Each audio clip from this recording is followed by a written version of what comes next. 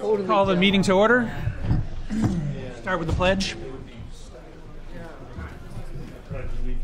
To the flag of the United States of America and to the republic for which it stands, one nation, under God, indivisible, with liberty and justice for all. Oh, thank you. I appreciate it.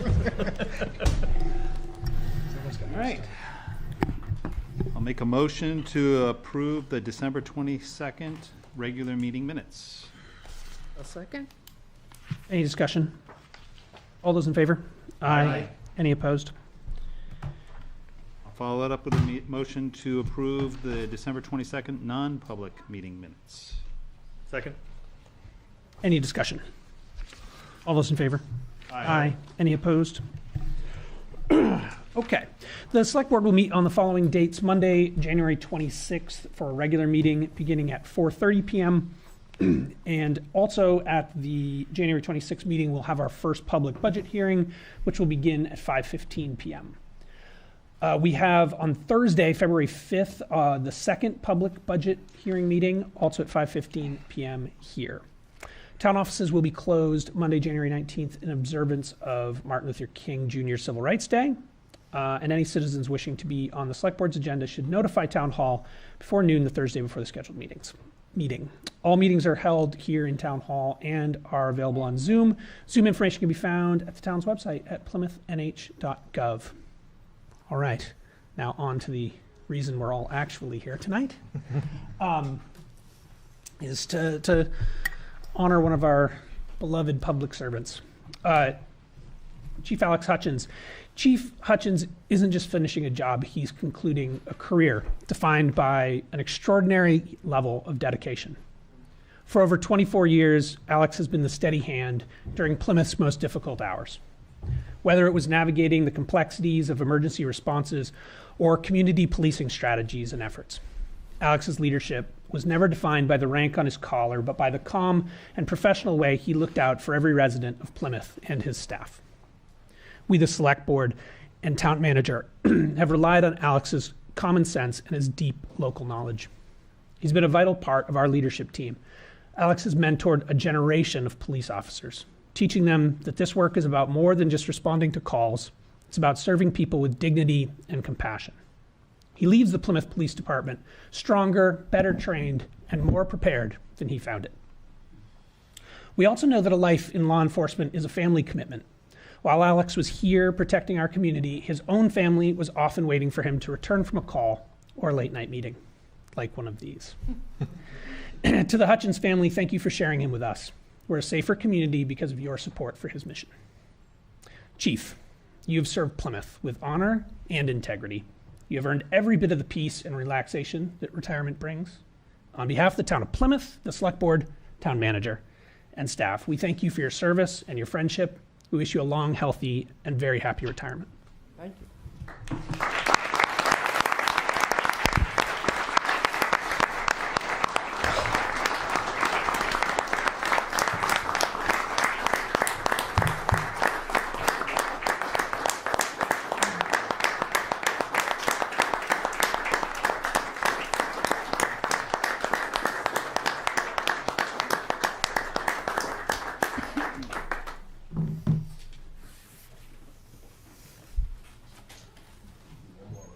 Okay, yeah, no worries.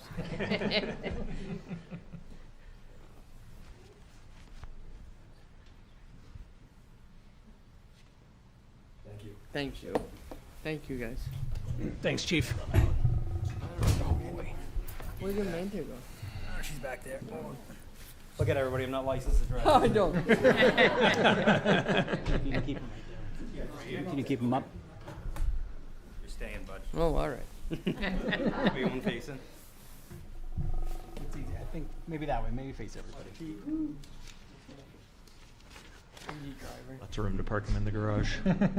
Another one. So good evening, everybody. Tonight's an emotional night for a lot of us in this room. We have the opportunity to recognize Chief Hutchins, a man who's dedicated 24 years of his life to this town, to this community. He is truly the epitome of what every officer strives to be. He's smart, caring, funny, and above all, an exceptional leader. I want to personally thank Chief Hutchins for the past few years of CCing me on every email, making me hike to the top of Waterville Valley in the middle of winter when the chairlift only went halfway up because he wanted to show me how to get to the repeater in case it ever broke. Whether he ever said it out loud or not, he was quietly and deliberately preparing me for the day that I might serve as chief of police. And for that, I will always be grateful.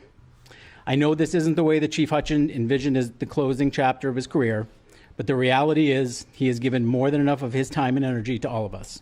Now it's time to focus on what matters most, his family. On behalf of everyone at the Plymouth Police Department, I want to say thank you to Chief Hutchins for your years of support, guidance, and leadership. You've helped each one of us become better officers, and your impact on this department will be felt for years to come. And I think we have some gifts for you. Wow. That's a nice swag. Yeah.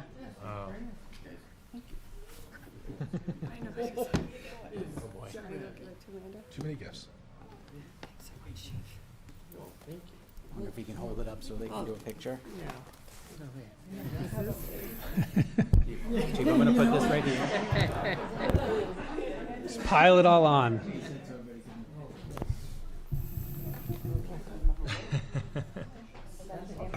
All right, we gotta stand behind him, she said.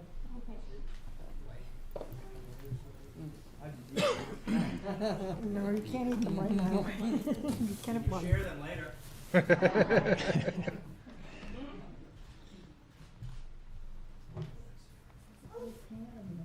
The whole pan. Karen, look ahead.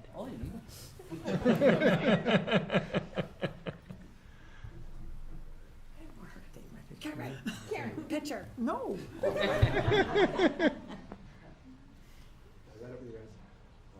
After you, sorry, I didn't see you there. Awesome, thank you so much. Can I move now?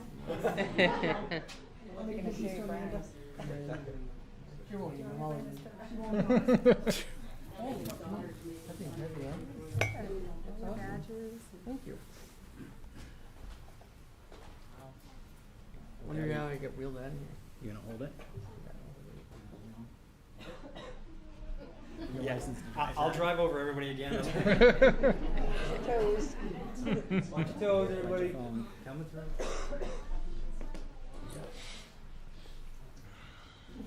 Those elbows in out. Well, I'm usually getting banged up with something. A man is a worse driver than I am, trust me. Well, I should. Alex, thank you. Congratulations. We wish you nothing but the very best.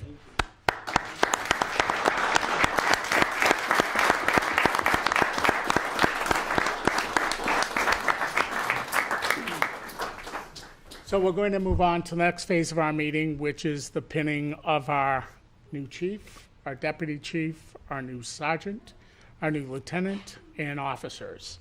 And as we start with the chief, members of the Select Board, officers of the Plymouth Police Department, and residents. In a few moments, a badge will be pinned to Nate Buffington's uniform. While that badge is a symbol of authority, today it represents something much deeper. It represents the collective trust of this community. Choosing a chief is one of the most important decisions a town can make. In Nate, we didn't have to look far to find the best candidate. Nate has served Plymouth with distinction for years. He has patrolled our streets, investigated crimes, and mentored our young officers, and understands the uniqueness of our town. From our quiet residential neighborhoods to our busy corridors of Plymouth State University, something that Chief Hutchins instilled upon him and his staff. He didn't just get this job, he earned it through years of integrity, hard work, and commitment to professional excellence. By appointing Nate as our chief, the town of Plymouth is choosing continuity and stability. We are choosing a leader who already knows our officers, our residents by name, but we're also choosing a leader with a vision for the future. But we are also choosing someone who understands that modern policing is built on the foundation of community partnerships and mutual respect. We often say that when officer serves, their family serves as well. The long shifts, the missed dinners, the constant concern for safety are shared by the family.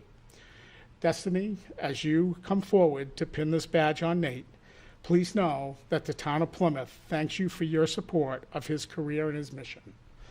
Nate, you have the full support of myself, the Select Board. We know you will lead this department with the same dedication and honor that you have shown throughout your career. Congratulations.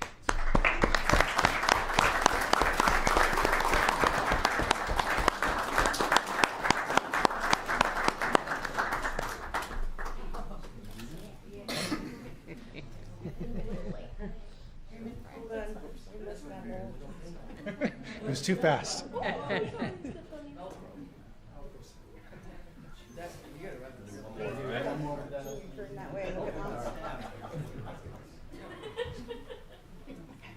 One more up here. You guys go first.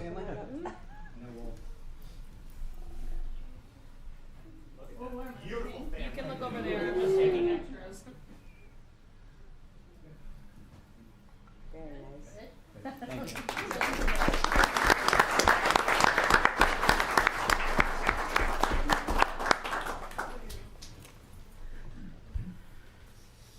So I want to start by saying thank you to the town manager, to the Board of Selectmen for placing their trust in me, giving me the opportunity to serve as the chief of police. I know it's an honor and it's one that I don't take lightly. To my colleagues at the Plymouth Police Department, every day you guys show up with professionalism, integrity, and commitment to our community, and I'm proud to work alongside each one of you. I look forward to continuing to support you, challenge you, and stand with you as we move this department forward together. I also want to take a moment again to recognize Chief Hutchins. His leadership, guidance, and mentorship over the years have shaped not only the department, but me personally. To my family and friends who are here tonight, thank you for your support. This is the reason that I'm standing here. This profession demands long hours, unpredictable schedules, and moments that can weigh heavily.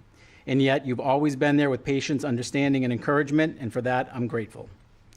I'm excited for the future of the Plymouth Police Department. We have a strong team, a supportive community, and a shared vision for what policing can and should be.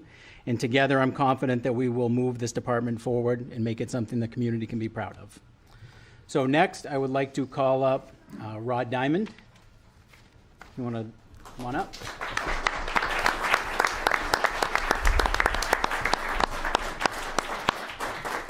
So I had written a long speech for Rod, but we're gonna trim it back a little bit. So today I have the privilege of recognizing an individual whose dedication and leadership and character have made a lasting impact on the Plymouth Police Department and on many of us personally. The promotion of Rod Diamond to the rank of Deputy Chief is bittersweet. For me, this moment carries special meaning. Like myself, Rod grew up in this community. He was actually someone that helped get me hired into this profession. We started our careers together. From the very start, he's always been a mentor to me and a leader. And as we look toward the future of the Plymouth Police Department, I can think of no one more capable or deserving to step into the role of Deputy Chief. I have full confidence that Rod will help guide this department forward, support our officers, and continue strengthening the bond between our agency and the community that we serve. Rod, congratulations on your promotion. Thank you for your years of service and your leadership. I'm proud to stand beside you, and I look forward to what we will accomplish together in the years ahead. Want to call somebody up to pin you?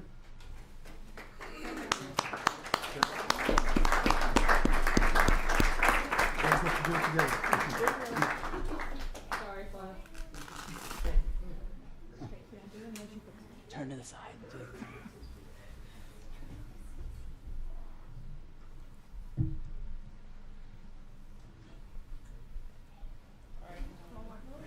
Couple more.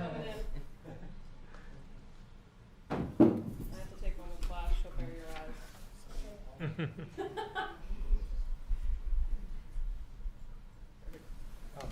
Oh. All right. Couple moves. Told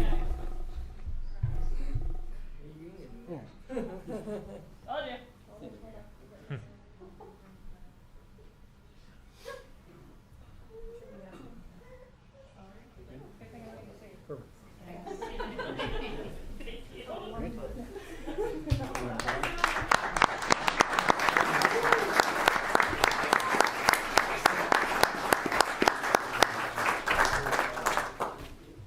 All right, right, moving on.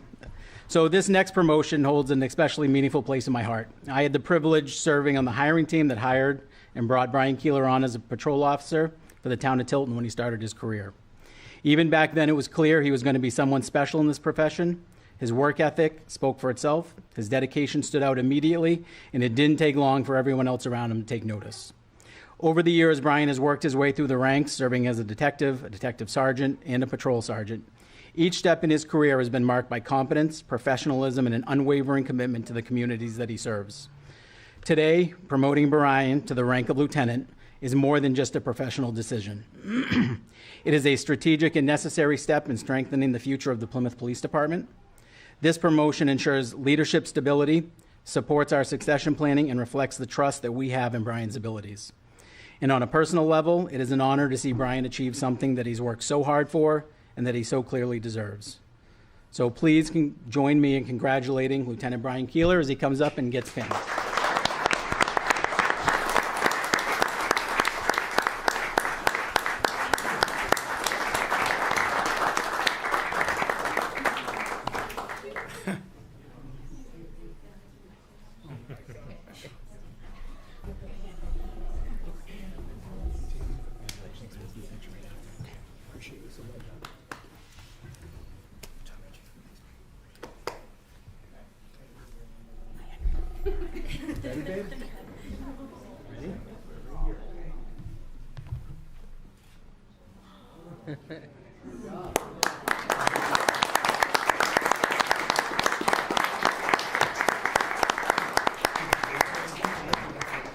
Brian, can we get family? Yes.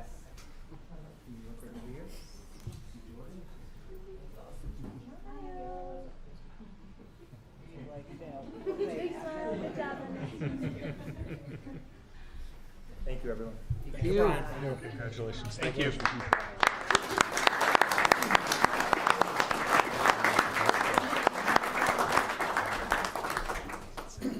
All right, the next person we'd like to ask to come up is Sergeant Jesse Colby.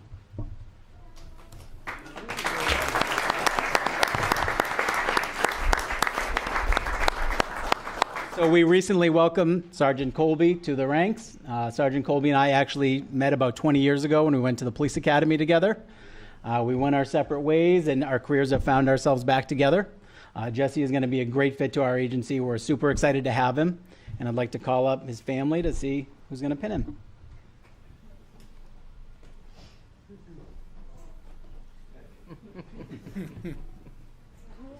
Go right up with them. Yep. There you go.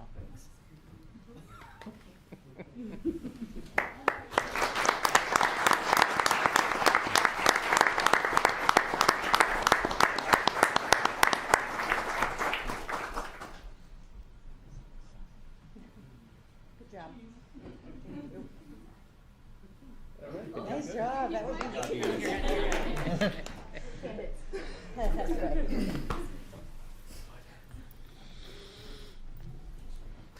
All right, if Officer Dylan Morey could come up. So Officer Morey is one of our newest officers. He went to the 200th New Hampshire Police Academy with Officer McNamara, who will be up next. We're really excited for Officer Morey. He's out on the streets. We have a lot of new faces. So when you see him out there, be sure to say hi. And you're going to call your wife up to pin you.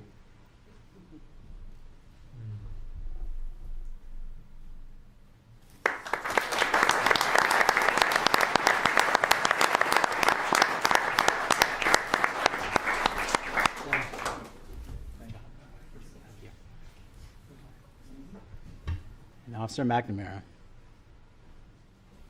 Officer McNamara started his career with Plymouth State University, and just as it may have, he's now part of the Plymouth Police Department. He did all of his training with us. We're super excited to have him. He's going to be a great addition to our team.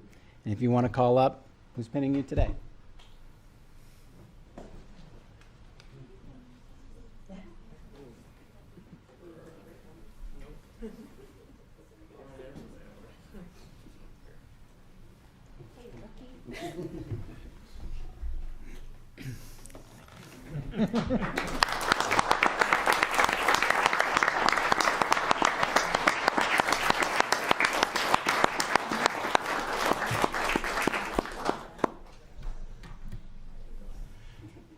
Ryan, congratulations. I must say, I'm going to show my age with this, but I've known Ryan since he was 4 years old. And I was a patrol officer in Ashland at the time. And I'm so proud that you've joined us and chosen this career, and we welcome you.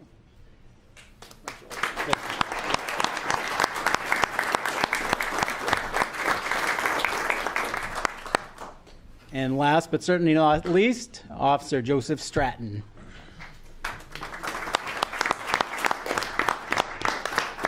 So Officer Stratton recently joined us. He is our newest officer, and I think tonight is officially his day one of field training. Not last night, so day 2 is tonight. Who are you going to have pin you? My mother. All right. And then I'll have a whole army come up. All right, let's do it.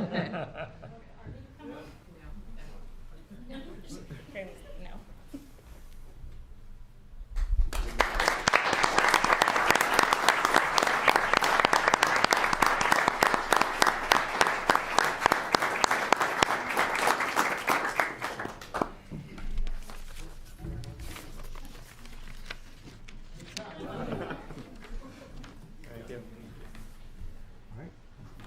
Turn it over. Thank you very much, everybody. Thank you all. Thank you all. Thank you.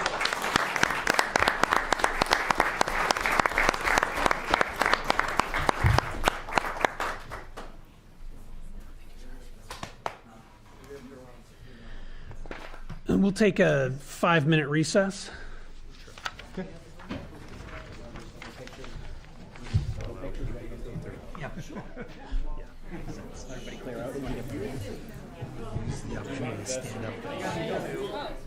Good strategy.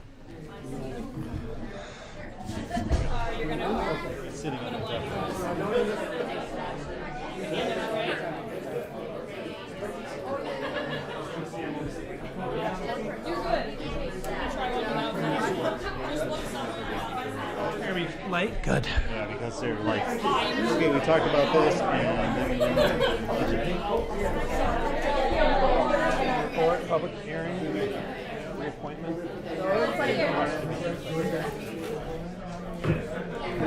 I'm gonna blind off the Okay, ready? Yep. Good stuff. Perfect.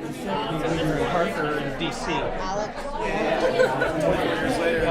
Protesting at the Supreme Court.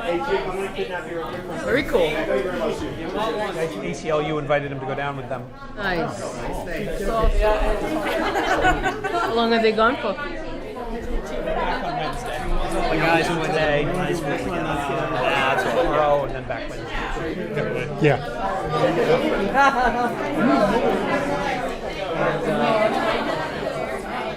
Parker get tired sometimes of this whole process for her?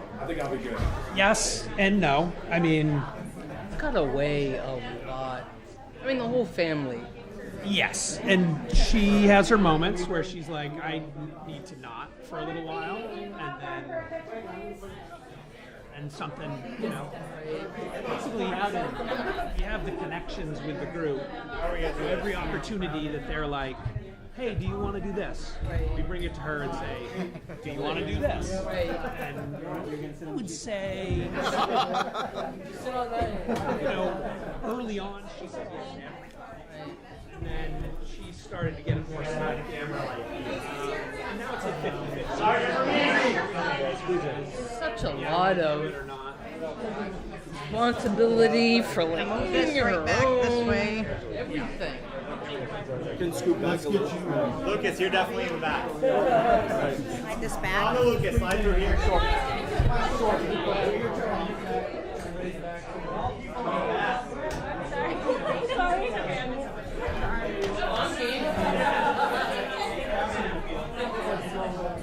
Alright, which camera are you looking at first? Look at these. Right in the middle. Poor guy in the back. I've never done it in New Hampshire. Like your Thanks, guys.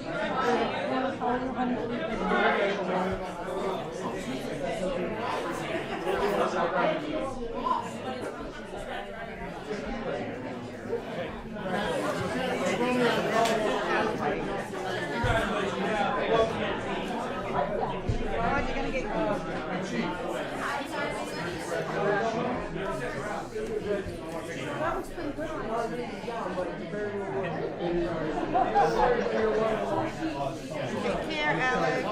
Thank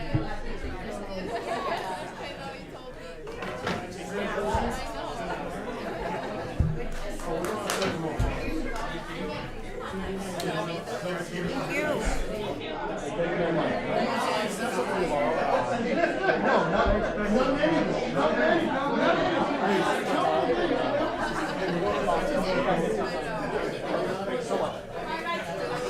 Congratulations, Chief.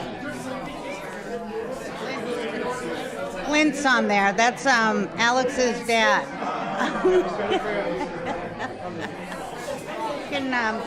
You can wave to him from here. Here you go. Oh, he's waving back.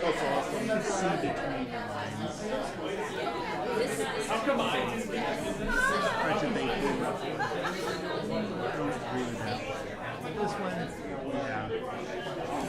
So there was 2 charges of guilty. One of them was Whatever he was doing,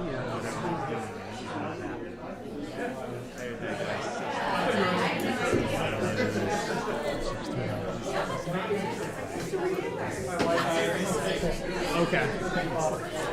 I found this out later. Yeah. It was just one of those things. All right. Congratulations. Yeah, certainly an interesting process. I was in Cambridge once, and it was about, I don't remember too much, but a garage and concrete falling down, injury and damage, and all I know is I learned a lot about concrete. It was fairly boring, but the process was kind of cool. Yeah, I liked it. It's been a long time since I've done it though. That was A few years ago. For a while, the first time I did change any part of it, it turned me around for every single jury. I don't know. Well, they are, like I said, concrete, but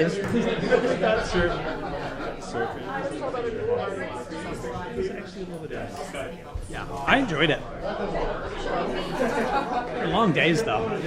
yes, yeah, the Cambridge one. Trying to keep attention on a. Yes. That's when I became acutely Rapid County population living on the periphery. Forget. Wow. Your dog, your little. Hammy. He's a lad. Yeah. Hammy. He's a lad pit bull mix. He's gorgeous. Yeah. No, I could not ask for a better dog. That dog is. I was like, I'm going slow, brother. I'm going slow. No, you're good, buddy. Watching the dog. Yeah, I know. Everyone does. Everyone comments. He's just a gorgeous dog. So come pet him next time, okay? Please do. I was gonna. Have a good one. Wow. And then we're left with our usual.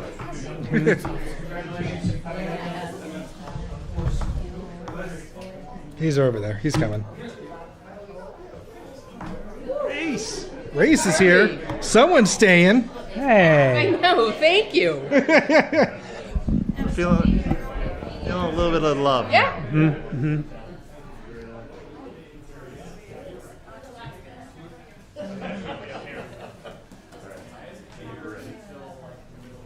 All right.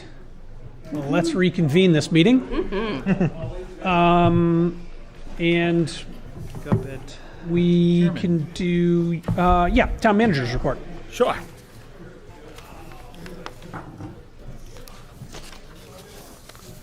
So mostly updates tonight. The 2026-2027 budget process. The Select Board has met with department heads on Monday, December 8th. December 15th, in review of the 26-27 budget request. The Select Board met today to further discuss the 26-27 budget in preparation of the first public budget hearing, which will take place on Monday, January 26th. Plymouth Village water and sewer construction, water main installation construction on Reservoir Road, Highland Street, was completed on December 31st of this year. Construction will resume in April of 2026 as we receive weekly updates. We will keep residents informed on our weekly newsletter and the Town of Plymouth Facebook page.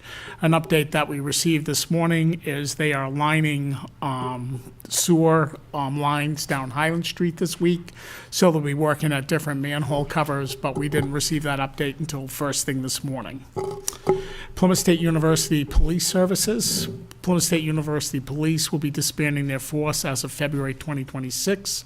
Chief Buffington and I have been meeting with Plymouth State University Administration and Plymouth State University Police Chief Stephen Lefebvre with regards to taking over police services on campus. We will continue to meet and work on the details of the operations, logistics, and financial contribution. Zach, I don't know if you want to take up the memorandum of understanding that we have in front of us Yeah, why don't we do that now? and allowing me verbal consent to move forward with the memorandum of understanding and completion of the exhibits that we have with regards to the cost, associated cost, and the equipment that we will be taking over from the university, which should be completed by Wednesday. I'll make a motion to give Scott verbal consent to move along with the memorandum of understanding as so stated. Second. Any discussion on that? All those in favor? Aye. Any opposed? Thank you. Thank you. Public Safety Facility land purchase. On December 22nd, 2025, the Select Board held a special bond hearing for the purchase of land for a public safety building. At that meeting, it was noted a second hearing would take place. This discussion will resume at the first public budget hearing on Monday, January 26th. Highway Department winter snow removal policy. With winter upon us, and if you have questions about the town roads, streets, sidewalk snow removal, please refer to the town website at the following link: Departments, Highway Department, and Snow Removal Public Policy. Welfare update for December 2025. During the month of December, Mary Ann had 38 interactions, consultations with individuals seeking assistance. The cases range from assistance with adult and elderly services, rent, homelessness, fuel assistance, electricity, and housing. The cases continue to become more complex in nature as we navigate the welfare guidelines. For example, Mary Ann worked with one individual 13 times during the month, which included Ann and myself and the governor's office being involved. This case has taken many hours to resolve at this point. Thank you, Mary Ann, for the exceptional service and helping those in need. Town clerk update, declaration of candidacy. This notice has been posted on the website, but just so we announce it in public, notice is hereby given to the residents of Plymouth, New Hampshire. The town has several seats on town boards that are up for election on Tuesday, March 10th, 2026. The filing period begins Wednesday, January 21st, 2026, and runs through Friday, January 30th, 2026, at 5 p.m. Candidates must file a declaration of candidacy with the office of the town clerk to be included on the ballot on Tuesday, March 10th, 2026. To be qualified for an office, candidates must have and maintain a domicile in the town and be registered to vote. See a list of available town offices below. The offices that are open is 2 select board members, 3-year terms, 1 town treasurer, 3-year term, 1 supervisor of the checklist, 6-year term, 1 trustee of the trust fund, 3-year term, 2 library trustees, 3-year term, 1 cemetery trustee, 3-year term, 2 planning board members, 3-year term, 2 planning board members, 2-year term, and 1 planning board member, 1-year term. Questions regarding candidacy, filing, qualifications should be directed to the town clerk, Amy Lee, at townclerk@plymouthnh.gov or by calling 536-1732.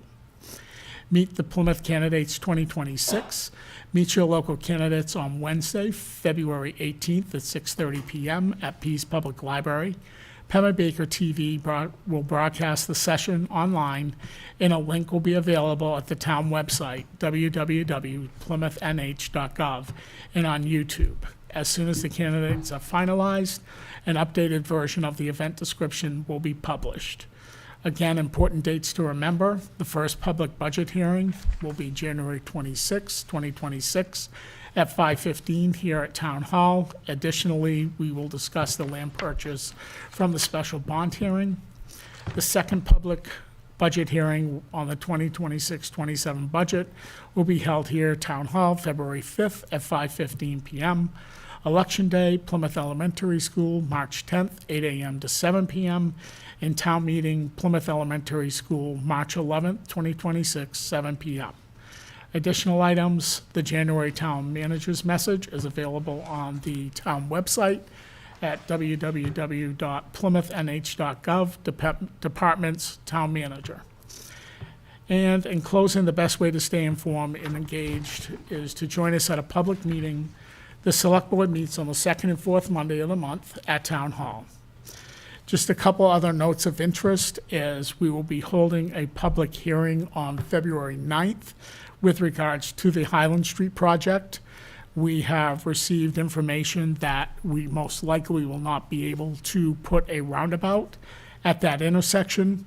And reason being is the property on the left-hand side of Old Ward Bridge Road, as you head down over the hill, the Simpson property has been put into historic conservation as a conservation site.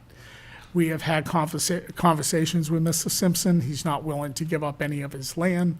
So this public hearing will address other options available to us in the realignment of that intersection. And the planning board will hold public hearings this Thursday, the 15th, on zoning amendments. There is the Tenny Mountain overlay, the fairgrounds overlay, the new laws that are in effect as of January 1st with regards to zoning regulations, as well as accessory dwelling units for the purpose of that. And that concludes my report. Thanks, Scott. Okay, it's still not time for the hearing. What do we have in the signature file, Ann? It's large this time, I'm sorry. That's okay. All right, so the first item I have is a intent that has been filed for an intent to cut. This is the actual warrant for those funds to be collected. $451.03. And I keep trying to find the property on here, but 175 Quincy Road is the address. $451.03. There's two places to sign there. The next warrant for intent to cut, this is on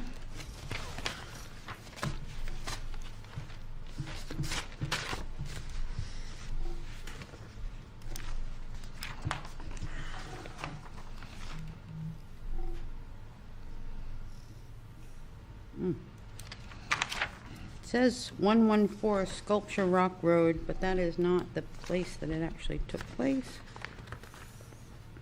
It's Sharp property here in Plymouth, 206 lot 13, and the amount is $604.17.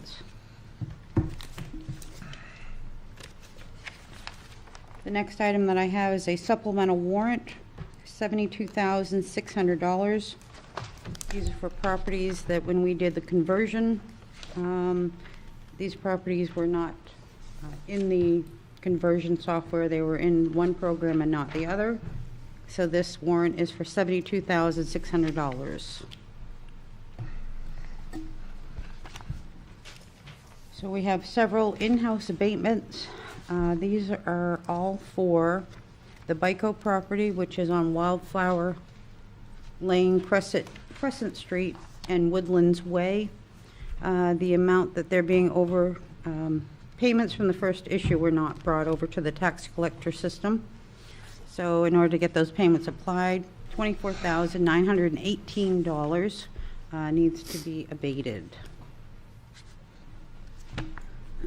The next one is payment from the first issue was not applied to the tax collector system. This is an abatement for $5,276, and this is for the property at 7 Town West Road, Unit 1A. The next abatement is 33 Plaza Village. The amount of the abatement is $2,005. Tax collector software did not credit first half bill to the second final bill.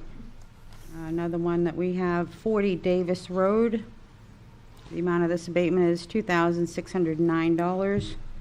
Tax collector software did not credit first half tax bill payment. The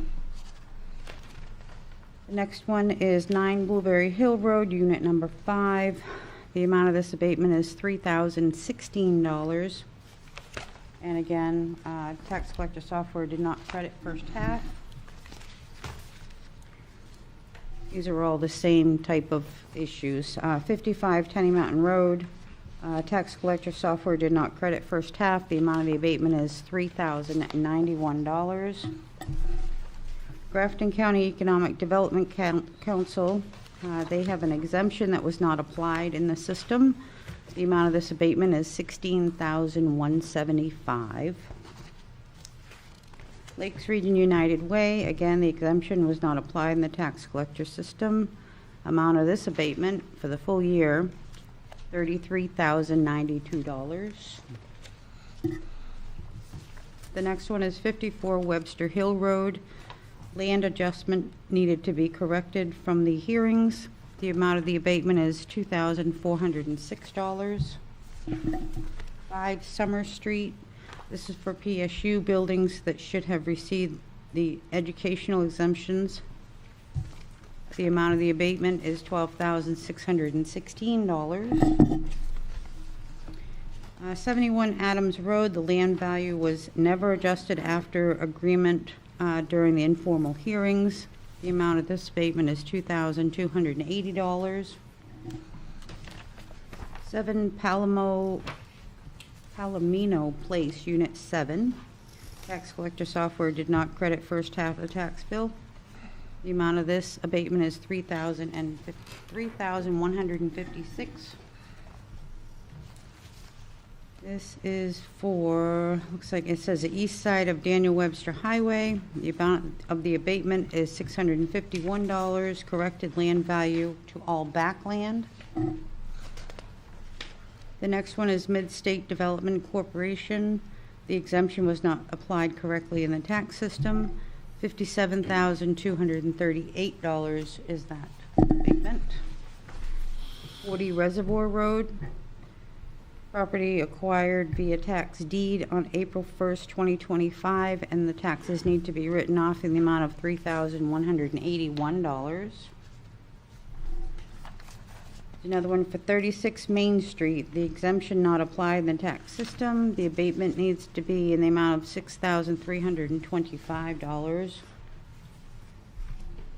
And last one, 484 Daniel Webster Highway. The fire department utilized this building for training purposes. That was approved to abate the tax on the property as of 9/22/25.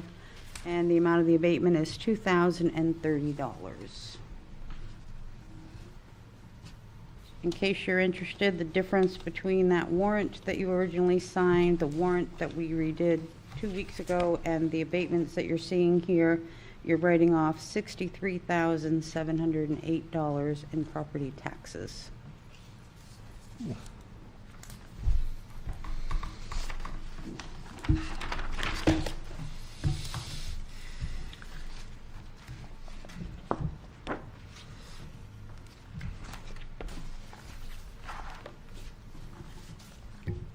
Seems like more than usual.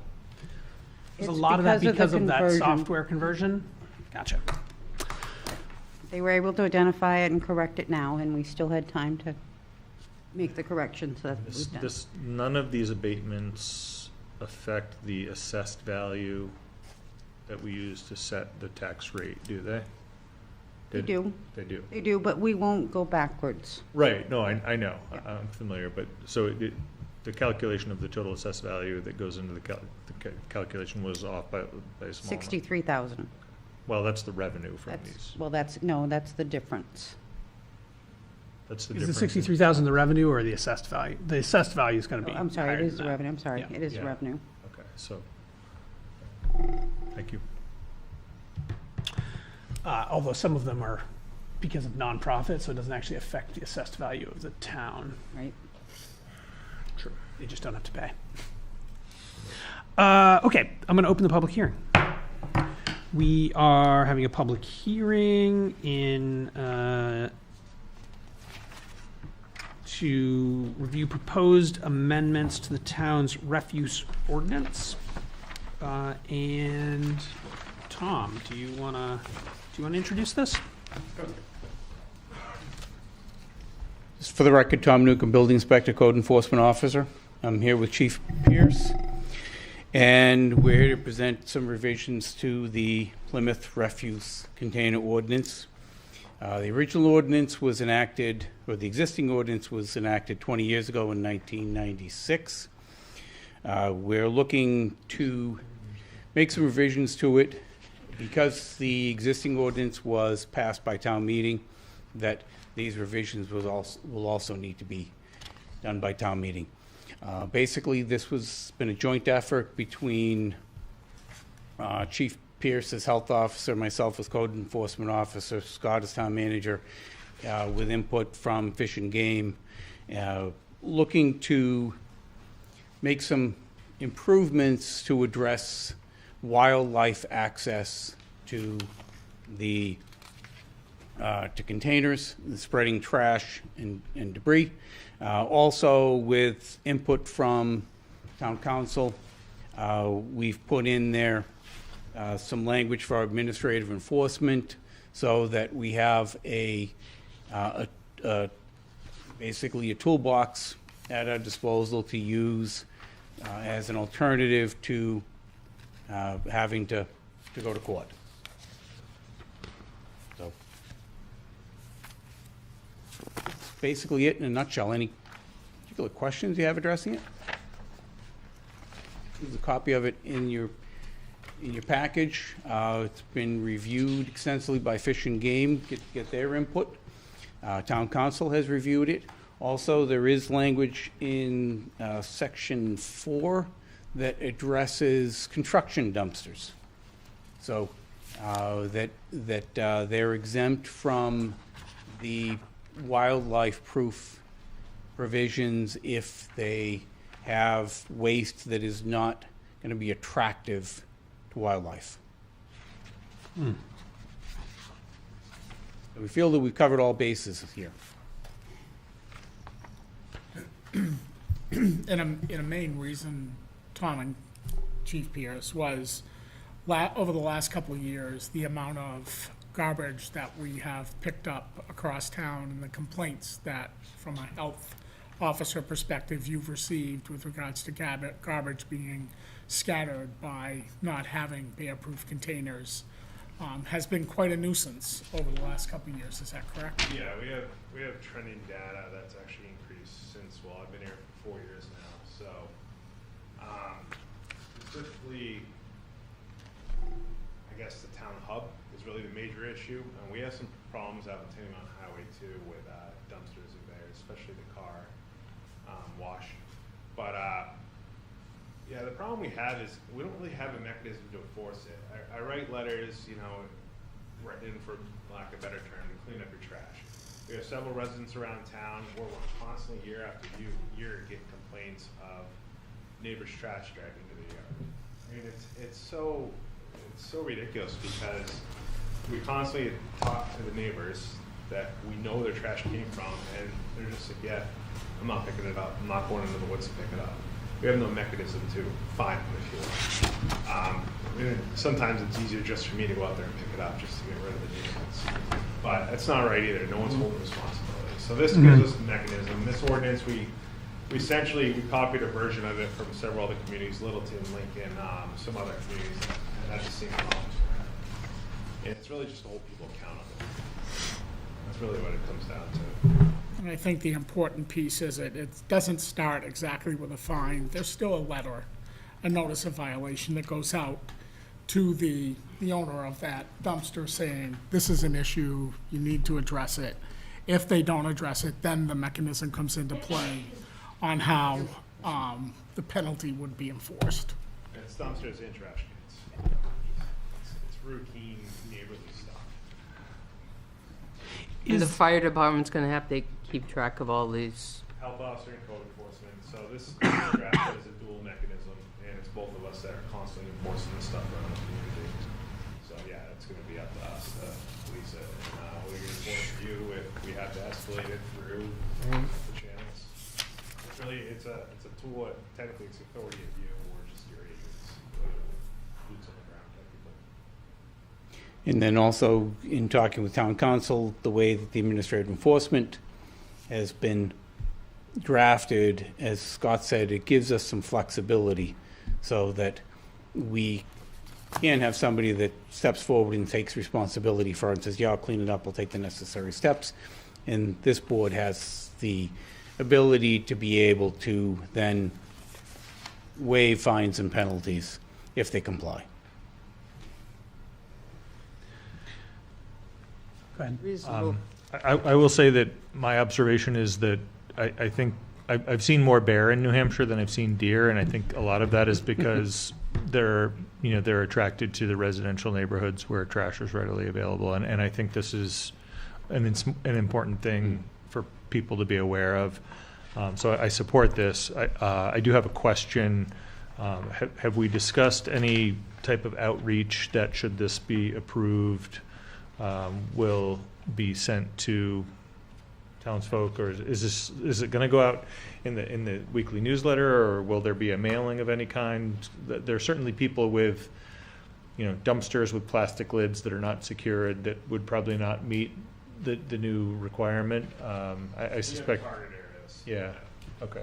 All right. So the intent is, if you look the way it's written, we have between town meeting, if approved at town meeting, until I think there's a date in May we choose.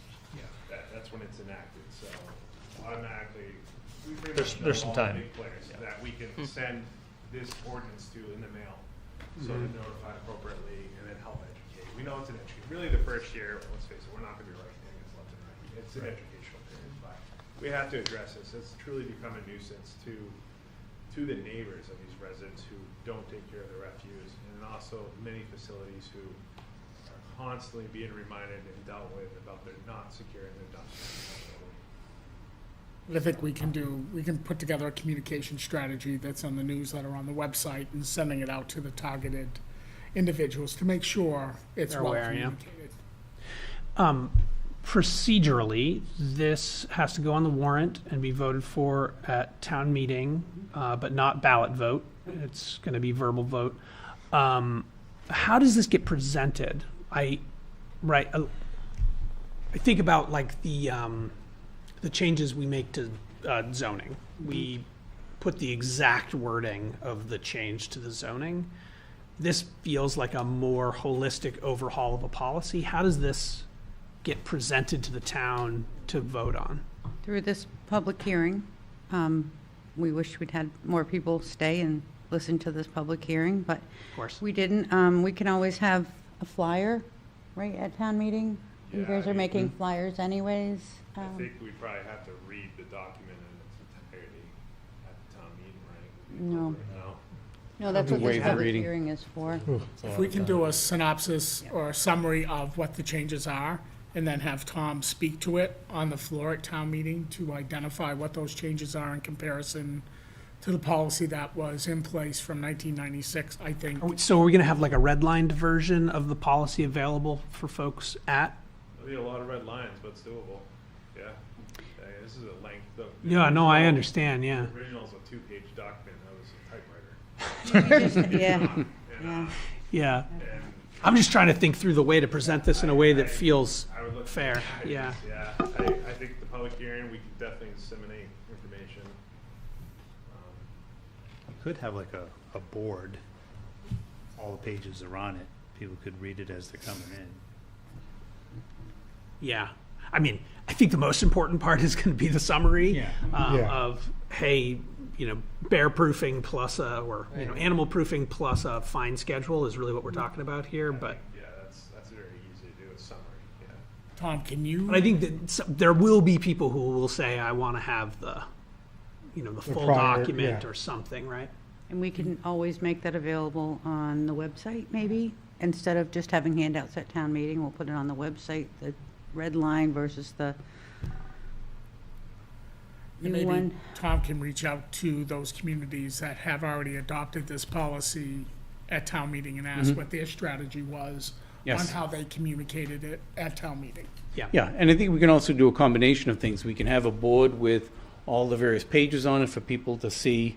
We can even kind of blow it up so that people can stand back and see it. We can have some copies of the full text available if people want it as a handout, as well as we have a synopsis available that is on the warrant. Just the justification.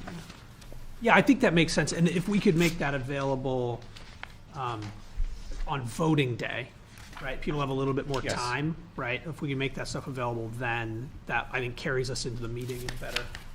I think that also there's going to be a lot of openness with discussion about the other ballot questions, for example, being put forth by the planning board. We could certainly piggyback onto the outreach that they do.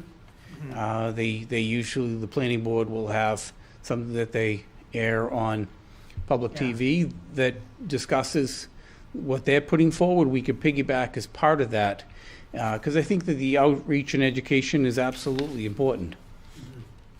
You guys could interview each other for one of the videos. It'd be perfect. Nice setup.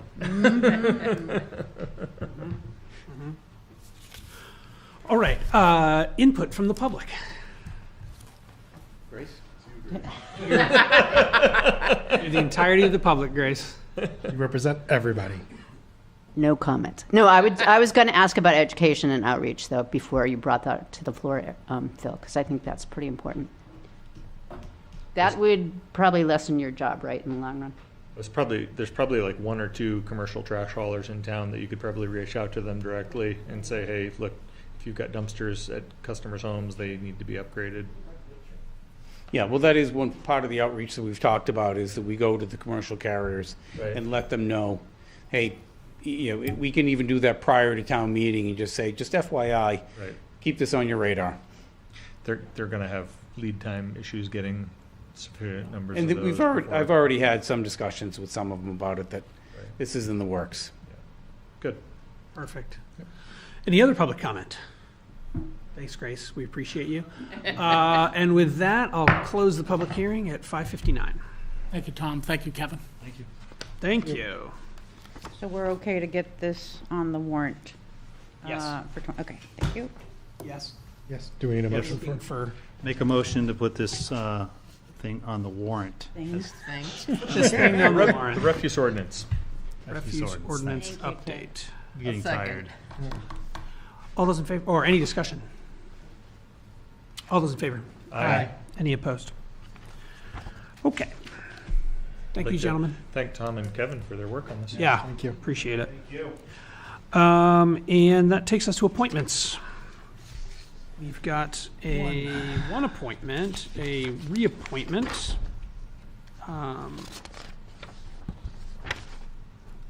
David Kent requested via Joseph that he would enjoy continuing on the ZBA with a term that ends currently in April. Joseph wrote to us collectively, I wanted to advise that David Kent has requested to be reappointed for another term on the zoning board. Let me know if you need anything additional with regard to this. My records indicate his term ends in April. And certainly my observation is that David has been an amazing servant of the town on the zoning board. So I would encourage his continued participation. I'll make a motion to reappoint David Kent to the zoning board. I'll second. Any discussion? I would like to echo your comments. I would say that this community is very fortunate to have him as a member of our ZBA. It is a very important board when it comes to land use. The planning board does a lot, but the ZBA is kind of the relief valve, and it's important to have thoughtful, critical people on that board. So Mr. Kent has been a great chair and leader of the ZBA, and I support this wholeheartedly. Very good. Any other comments? All those in favor? Aye. Any opposed? All right. What else we have in the signature file? Did you get all the way through it? I got all the way Wow, through it. that was impressive. All right, committee reports, starting with water and sewer. Is there a spot on the agenda for Grace? Was there? Nope. Can we make room? We can happily take Grace during, No, the next meeting.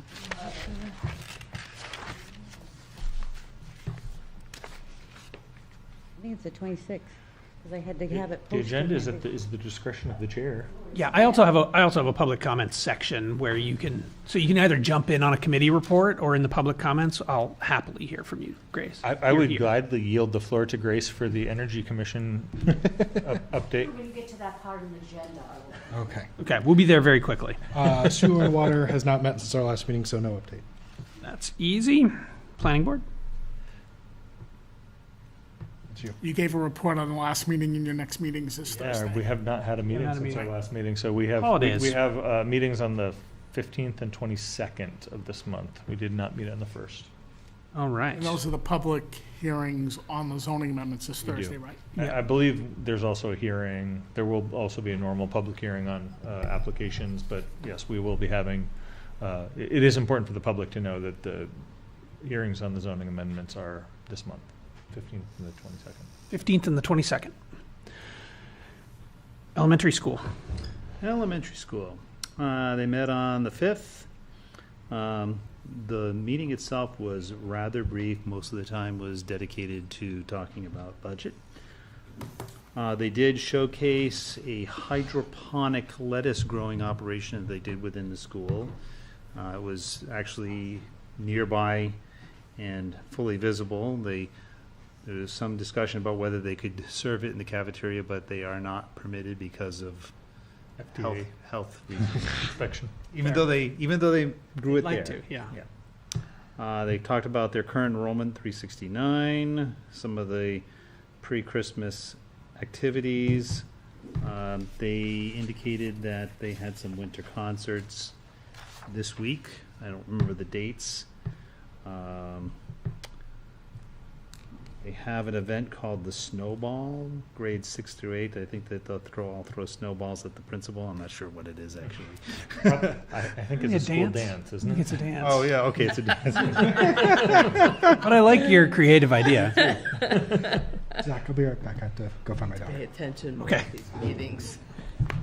I did. Let's see. They're midway through their winter sports, and then they talked a lot about the winter sports numbers, which they spoke too quickly for me to get the details. And then they talked about the budget review. Essentially, the elementary school is up 2.2%, which is kind of minimal based on, it's mostly just activities related to raises and what have you, the healthcare and what have you. Collective bargaining agreement. Yeah. They're going to move the budget to the hearing, and that will happen on February 2nd at 7 p.m. And that is pretty much it for the elementary school. The high school one was also very brief, but they had some, nifty handouts, which I misplaced here. There they are. They did talk about the warrant. They did talk about, basically all of the little handouts that come. I'll let you guys look through those as I'm talking about the principal's report. They had a school luncheon at the cafeteria that was for staff. That was occurred back in December. They had a unified basketball, basically students, faculty, the whole 9 yards, and they got an award recognition from Special Olympics, and they were invited to, I forget who it was, but down to DC to represent the school at a Special Olympics event, and that was paid for by Special Olympics themselves to bring that person down.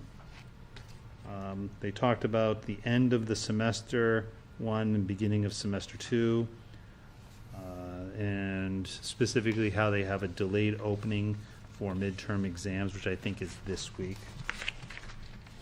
to allow people to get up later so they're more fresh for those. They briefly talk about budget prep, and then we went down to the cafeteria at 6:30 to have the full presentation on their budget proposal. As I talked about last time, it's up 3.8, I believe, %. Most of the contributions to that increase are for transportation, state mandated special ed requirements that are largely dictated in this particular term around a single individual being housed at a internal program down someplace, and the result of the collective bargaining agreements that are going to be on their warrant, which is here, if anybody wants to see it. Which is this? 4 items, 2 of them, I think 5 items, 2 of them are funding related, the rest are either not funding related or are to basically move money from their unreserved fund balance to a capital projects or something similar. And that was more or less it for the elementary school and high school. She's on the 6:30 hot 6. All right, any questions for Ted? Thanks, Ted. Conservation Commission. Meets next Tuesday, 7 p.m. All right, CIP meets in 9 months or something. It's a ways out. LRPC, have we heard anything from Bill or John? I don't have anything, Zach. Parks and Rec, Don't meet again till February. coming up. Energy Commission. Yes. Go for it, Grace. Such great news. We got our $205,799.92 check from the federal government for the solar array. IRS direct pay? I know, Direct exactly. pay, elective pay. They Elective changed pay. the name a million times. So I guess that's going to select board at some point, because our commitment to the Community Development Finance Authority was that all the monies, revenues that come in go to it. Directly to the loan, yeah. And actually, once that's paid, the amount paid in the last year, I just did a little calculation, and hopefully Anna doesn't jump up and down, but it was $387,678 and some change. Out of $686,000 payment bond. Wow, almost half. Halfway through. That's great. Yeah, plus, of course, interest on top of that, 687, but amazing. We won't get a lot of those incentives again, except for selling the RECs, right? And we'll get those quarterly. Those go directly to the loan. And then the payment for the purchase of the power from the co-op, which comes once a year. Cool. That's great. And then the audit for the town building came in, the report's back. Brian from the does anybody know how to say his, Hache? Hache, I think? Hache? And I met with the co-op folks to find out what kind of utility incentive we could get.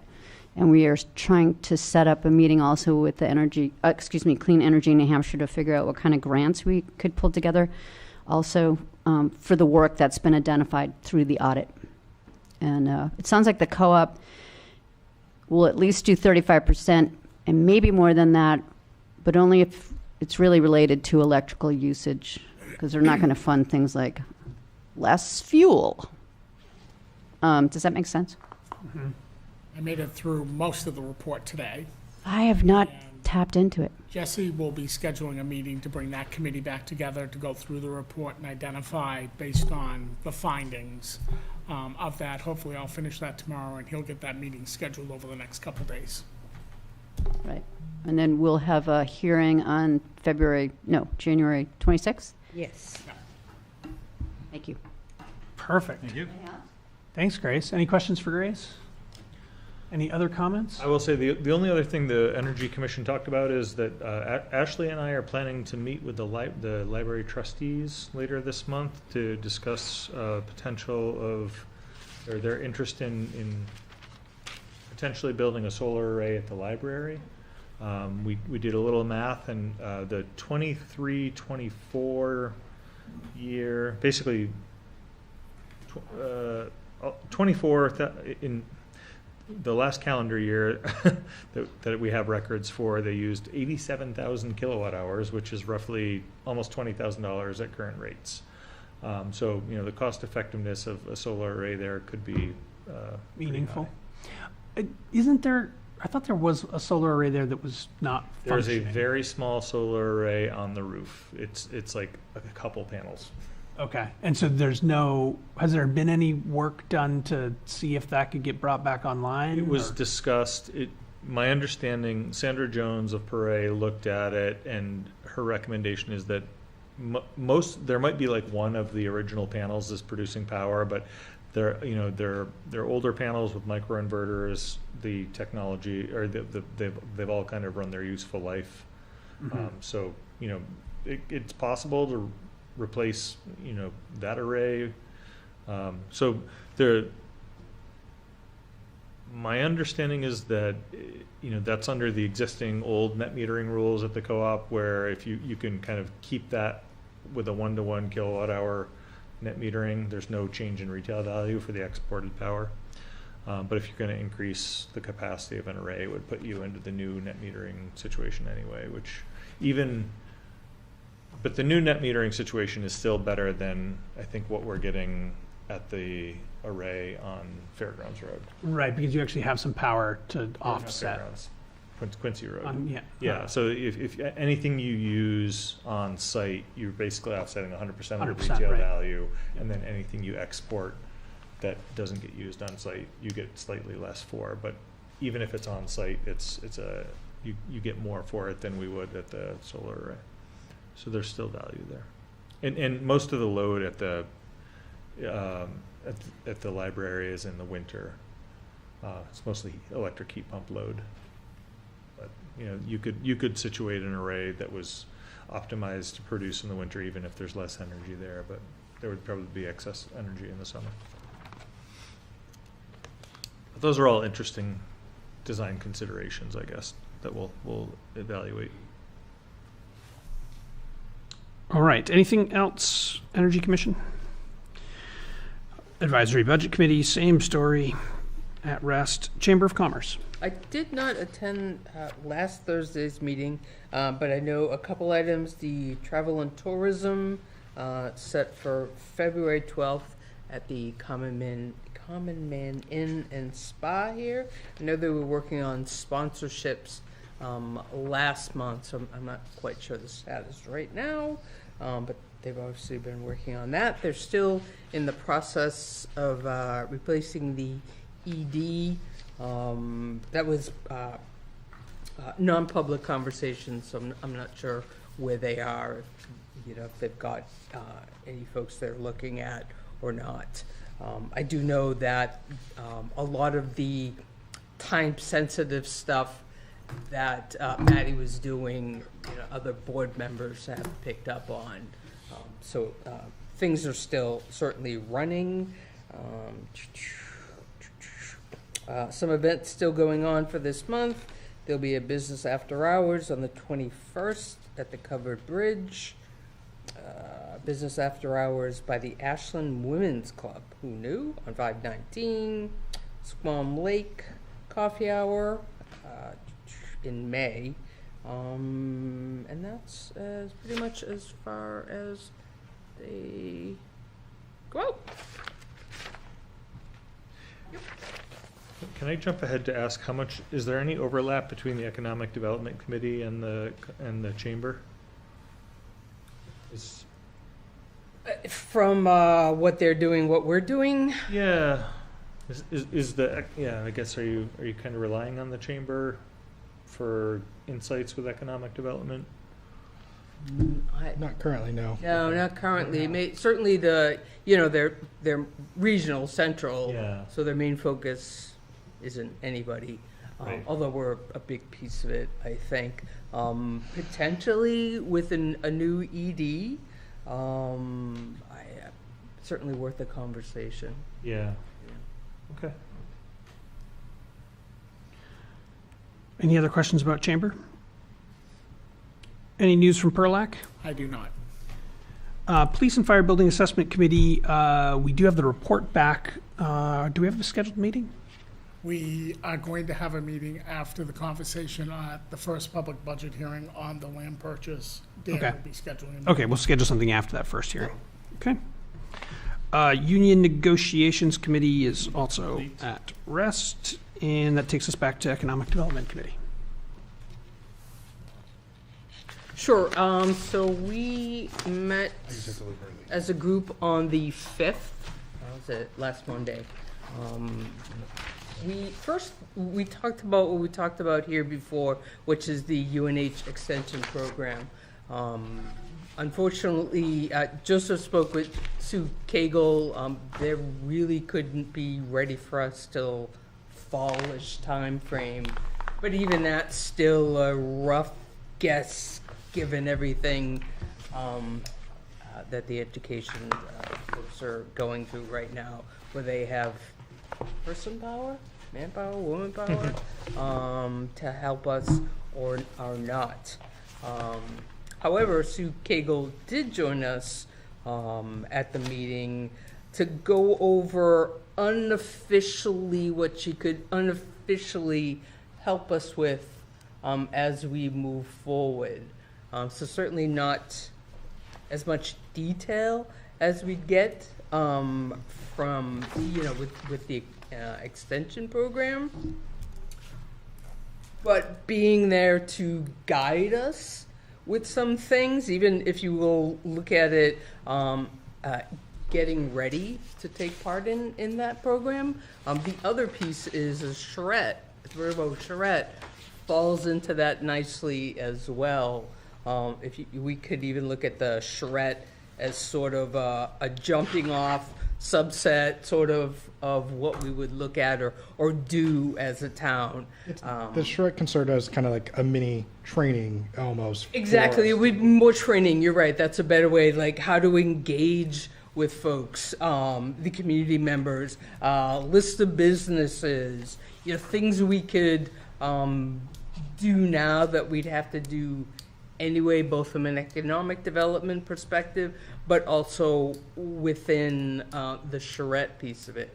So Sue was great. Yeah. She's a wealth of information, and she's more than unofficially happy to, come back again, review things. I mean, certainly all the work would still be on this end, but she certainly is there.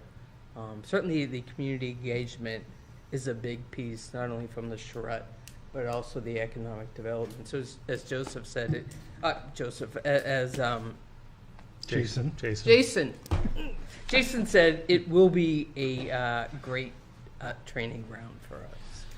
We also engaged in interesting conversation around the charrette process, and I won't go through it, but the railroad square challenges, boundaries and roads and, all those things that will need to be dealt with, even just simply getting a list of all the businesses down there. So that's going to be cool, but I think it'll also be a great learning experience.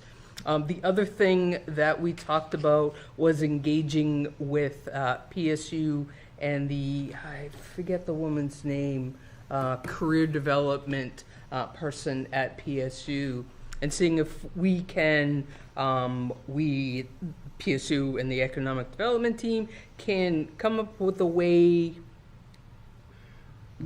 You know, we find that there are a lot of folks who are graduating from PSU, and boy, they love Plymouth, and boy, wouldn't they like to stay here. So internships is one thing, but the internships, from my experience, can be limited.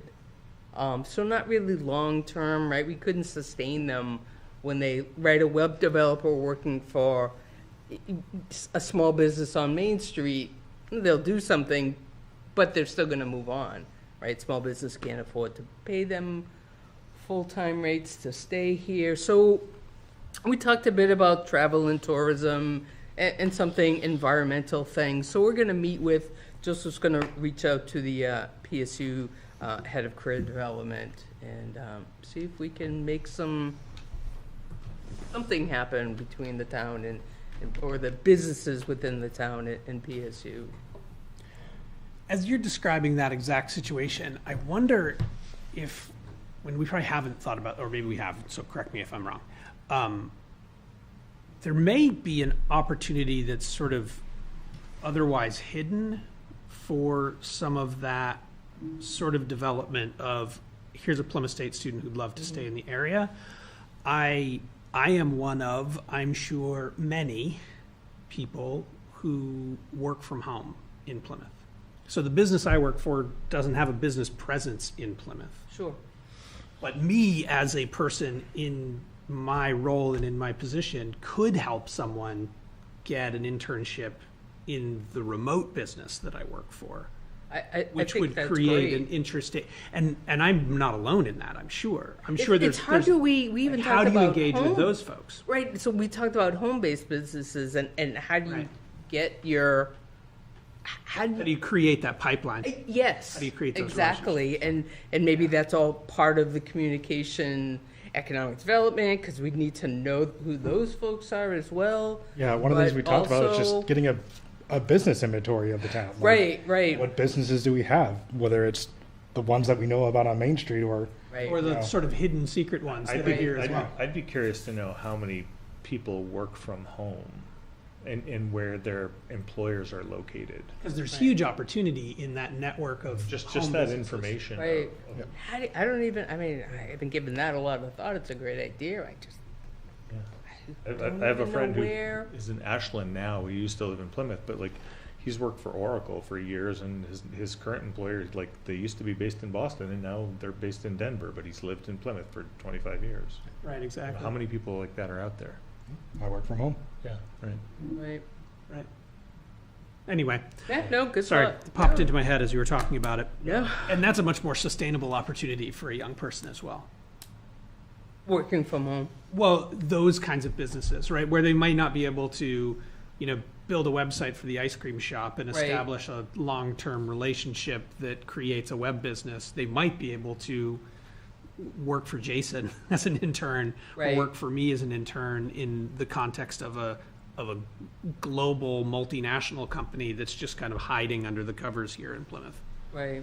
The hope is if the internship would lead to, some sort of permanent residence Right. in Plymouth. Right. Yeah. And yeah. if Yeah, we being able to could- stay in the community that they're in rather Right. than having to go somewhere else to Right. find that opportunity. Right. Yeah, there's some good pieces to it. So Curious. hopefully she'll be there next meeting, February. So kind of two things going on. I Cool. don't know if you guys had anything else. Anything else? Any other questions for Mary Ann? Okay, public comments. Zach, I Nice. You state your name. couple additional things. Yeah, please. Something to think about that we can discuss at the 26th meeting is town report dedication and a cover have an easy photo answer. for the town report. What's that? So, cover photo for the town report. I think we got both of those tonight. Yeah. Yeah. Yeah, I agree. Hutchins. Other items, Pemi Valley Habitat for Humanity is holding an open house at the Old Northway Bank on Saturday, the 17th at 2 p.m. Thank you And for looking for reminding me. ideas for the future of that building. They are serving food. I was asked to announce that. I'm in. When is it? It's important. Saturday, the 17th at 2 p.m. Excellent. That's this Saturday. Saturday. This Saturday, correct. I will be away on vacation from the 20th to the 23rd. One thing that I think is important with us taking over the policing on the university campus is House Bill 1793, which is an act prohibiting public colleges and universities from regulating the possession or carrying of firearms and non-lethal weapons on campus. So I'm following that along with Durham, Todd Selig, who's the town manager there, and Elizabeth Ferlin, who's the city manager in Keene. I know there is a hearing this Wednesday at 10 a.m. That Todd will be speaking against this because it really opens up a huge area for liability and concern. Just- As of now, Do they currently regulate firearms on campus? we do, Really? yeah. That surprises me. We don't want firearms in dorms. I don't think it's a good idea, but Housing. I'm surprised. Right now, if they bring a firearm to school, it has to be checked in with the police department, with the current Plymouth State I think that University makes police. sense, but So just noting that I'm following that, and we'll keep you updated on that. And the other thing is I did have a call from Sean Doherty at the Bridge House. They would like to have a conversation about entering into a pilot agreement with the town. So with your permission, I'd like to invite him in to a first select board meeting in February to have that conversation. great. Seems good to me. Okay? And those are the things. And just a reminder that our meeting on the 26th, we will start at 4:30 in a non-public session. I will not be here. What is the non-public week for? Legal, Legal. Okay, legal. I will be here. I will be here. I'll be here. I'll be here. We have quorum. We have quorum. Any other business that could come before this body? Hearing nothing. Motion to adjourn. I'll second. Any discussion? All those in favor? Aye.